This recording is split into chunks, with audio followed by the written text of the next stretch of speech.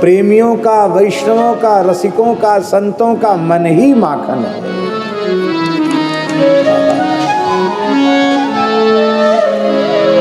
परम पूज्य संत श्री गोपालाचार्य जी महाराज, अयोध्या नाथ मंदिर वाले स्वामी जी बहुत अच्छी बात कहते थे। वो कहते थे, ठाकुर जी माखन, आपने तो दर्शन किया ना पूज्य संत श्री गोपालाचार्य जी महाराज, जिस समय हिताश्रम में लीला होती, आप उसकी स्वरूपाई तो महाराज जी दर्शन करते, साथ में ठाकुर जी रखते। तो वो कहते थे माख न, माख शब्द का अर्थ होता क्रोध, और न माने नहीं। जो सर्वथा क्रोध रहित हैं, ऐसे प्रेमी अनुरागी संतों का हृदय ही माखन है। माख न, माख माने क्रोध। माखे लखन कुटिल भई भोहे, माख शब्द का अर्थ क्रोध होता है। मुनि माखे, गोस्वामी जी ने कई जगह इस अर्थ में, क्रोध के अर्थ में माखे शब्द का प्रयोग किया। क्रोध रहित, गुस्सा उनको आता ही नहीं, क्रोध रहित होते हैं। हमारे परम पूज्य सदगुरुदेव श्री भक्तमाली जी महाराज दास ने अनुभव किया,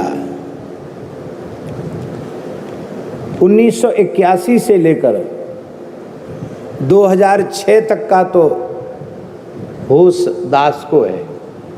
1981 में उनकी चरण शरण प्राप्त हो गई थी, उनके साथ आ गए थे वृंदावन, और 2006 तक कितने साल हुए हैं? 25 वर्ष। उन 25 वर्षों में विकट से विकट परिस्थिति में भी महाराज जी को कभी क्रोध में नहीं देखा। ऐसे जो महापुरुष होते हैं उनका हृदय माखन होता है, उसकी चोरी ठाकुर जी कर लेते हैं। आप लोग कहेंगे कैसे संभव है कि सर्वथा मन के प्रतिकूल परिस्थिति में क्रोध ना आवे? क्यों नहीं संभव? सर्वत्र भगवत दृष्टि हो जाएगी तो क्रोध नहीं रहेगा, कोई विकार नहीं रहेगा। भगवान के अतिरिक्त भिन्न की, अन्य की प्रतीति जो हो रही है, वही हमारे भीतर सारे विकारों को पैदा कर रही है। वासुदेव सर्वम, यह बात भीतर उतर आवे, सब जगह भगवत दृष्टि हो जाए तो कोई विकार रहेगा नहीं। क्योंकि जो प्रतिकूल क्रिया हो रही है, उस प्रतिकूल क्रिया को वो भगवान की लीला समझेगा। जो प्रतिकूल करने वाला वो भी भगवान है, तो भगवान लीला कर रहे हैं तो प्रसन्नता होगी, क्रोध क्यों आएगा? संत एकनाथ जी को क्रोध नहीं आता था, महंत जी। तो एक म्लेच्छ ने कहा, मुसलमान ने कहा कि मैं उनको क्रोध दिलाऊंगा। श्री एकनाथ जी, माघ पूर्णिमा की तिथि थी, माघ पूर्णिमा, और एकनाथ जी गोदावरी स्नान के लिए गए। स्नान करके जैसे ही लौटे, उस म्लेच्छ ने उनके मस्तक पर थूक दिया। गुस्सा आएगी कि नहीं आएगी? भाई हम नहा धो के आए हैं, ब्राह्मण हैं, वैष्णव हैं, भगवान की सेवा करेंगे, तुमने थूक दिया, फिर नहाना पड़ेगा, फिर जनेऊ बदलना पड़ेगा। आप प्रसन्नता से फिर लौट के गोदावरी चले गए, फिर गोता लगाया, वो फिर आए, फिर थूक दिया, फिर चले गए, फिर आए, फिर थूक दिया। ऐसे ही उसने जब थूक निकलना उसके मुंह से बंद हो गया तो एक बाल्टी पानी भर लिया, मुंह में पानी ऐसे कुल्ला कर दे उनके ऊपर, फिर चले जाएं स्नान करने।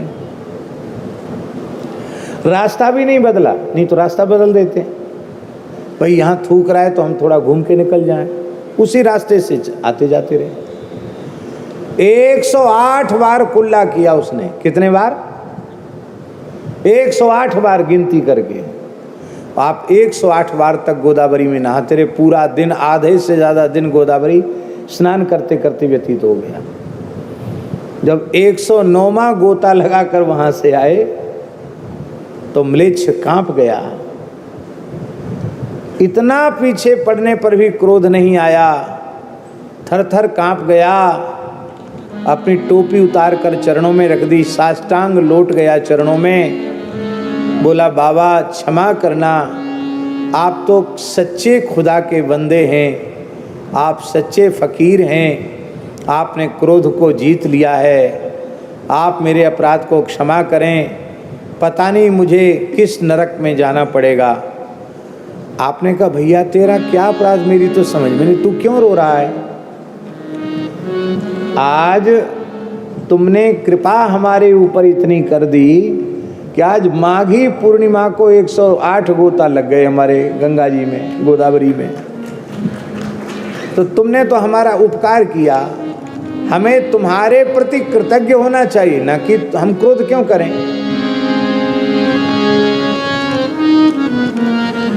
एक शास्त्री जी, एक ब्राह्मण था, उसकी बेटी ब्याह के योग्य थी और एकनाथ जी का गांव पैठण ब्राह्मणों का गांव, आज भी बहुत ब्राह्मण है पैठण में। पैठण अपने समय का ब्राह्मणों का बड़ा प्रसिद्ध गांव था।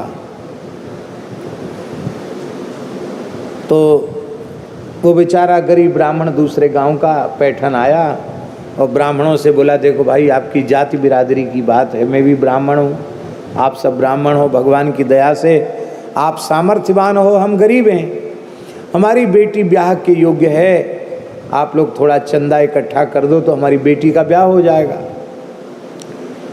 तो पैठण के ब्राह्मण क्या बोले? बोले तेरी बेटी के ब्याह में जितना धन लगेगा हम सब मिलजुल के दे देंगे, पर एक शर्त है। क्या? एकनाथ जी को गुस्सा दिलाओ,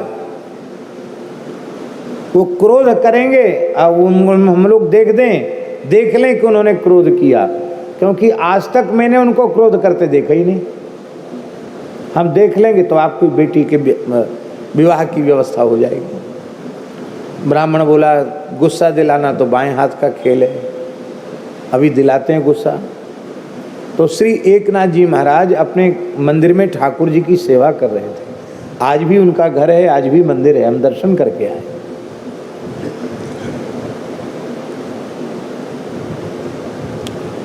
वो ब्राह्मण बिना स्नान किए, जूता पहरे हुए, मंदिर में भीतर जगमोहन होना चाहिए, प्रेम में नेम नहीं रहता। आ गए बेचारे, अब इनको प्रेम से ले जाओ, स्नान कराओ, नए वस्त्र पहनाओ, अब मैं ठाकुर जी की सेवा करके आता हूँ।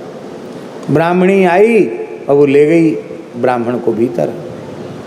आपने पुनः स्नान किया, पूरे मंदिर को फिर से धोया और फिर ठाकुर जी की सेवा की। उनकी ब्राह्मणी ने रसोई बना ली और रसोई बन करके ठाकुर जी को भोग लगा। और पंगत करने उस ब्राह्मण के साथ जब आप बैठे, एक पाटा पर वो बैठे, एक पाटा पर ब्राह्मण बैठा। ब्राह्मण सोचने लगा बड़े विचित्र व्यक्ति हैं, गुस्सा आता ही नहीं इनको। ऐसा करें, इनकी पत्नी के साथ बदतमीजी करें तब इनको गुस्सा जरूर आएगा। भाई किसी भी गृहस्थ के घर में आप जाओ, उसकी घरवाली के साथ बदतमीजी करो तो उसको गुस्सा आएगा। तो उस ब्राह्मण ने क्या किया, उनकी पत्नी परोसने के लिए जैसी झुकी, वो उचक कर उनकी पीठ पर चढ़ गया ब्राह्मण और चोटी खींचने लग गया।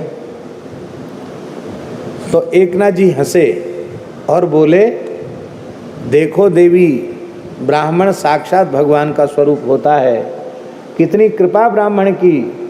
या तो भगवान गरुड़ जी की पीठ पर बैठते हैं, आज तेरी पीठ पर भगवान ब्राह्मण के रूप में बैठ गए। तू कितनी भाग्यशाली है, देख ब्राह्मण गिर न जाए, नहीं बेचारे को चोट लग जाएगी। उनकी पत्नी ने क्या कहा? उनकी पत्नी ने कहा कि बालक को पीठ पर लेकर सेवा करने का तो मेरा पुराना अभ्यास है। उसने भी उसको बालक कह दिया, उस ब्राह्मण को, मेरा बालक ही है। पत्नी भी ऐसी, उसको भी गुस्सा नहीं। अब बेचारा ब्राह्मण क्या करे, ब्राह्मण तो चरणों में गिड़गिड़ा कर रोने लग गया। बोले महाराज मैं सवेरे से परेशान कर रहा हूँ आपको कि आपको कैसे भी गुस्सा आ जाए। आप कैसे विचित्र, किस मटेरियल से आपका निर्माण हुआ, आपको क्रोध आता ही नहीं।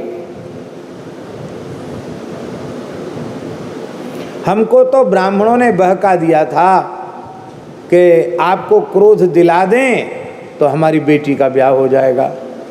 तो एकनाथ जी बोले कि पहले ये बात क्यों नहीं बताई, पहले हमको बता देते कि हमारे गुस्सा करने से ब्राह्मण चंदा दे देंगे और आपकी बेटी का ब्याह हो जाएगा, तो हम घर से बाहर निकल के थोड़ा क्रोध का नाटक करते।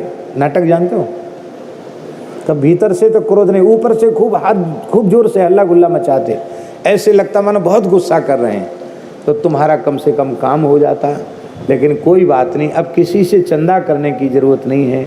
हमारे ठाकुर श्री पंढरीनाथ ही आपकी बेटी का विवाह करेंगे और उस ब्राह्मण की बेटी के विवाह का सारा व्ययभार संत एकनाथ जी ने अपने ऊपर बहन किया।